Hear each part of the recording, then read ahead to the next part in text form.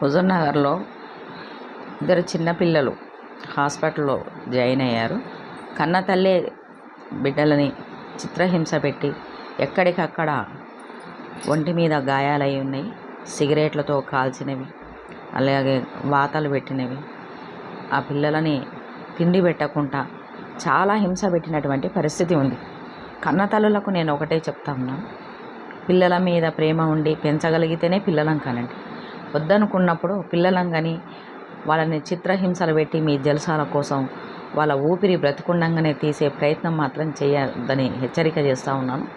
ఎందుకంటే నీ సరదాల కోసం పిల్లలను కానీ ఆ పిల్లలని హింస పెట్టి వాళ్ళని చివరికి ప్రాణాపాయ స్థితికి తీసుకురావడం అనేది ఇది చాలా దారుణం. అది సూర్యాపేట జిల్లా హుజూర్నగర్లో జరిగింది. ఇటువంటి వాళ్ళని కఠినమైన శిక్షలు వేసి వాళ్ళకి శిక్షించాలని డిమాండ్ చేస్తూ ఉన్నాను.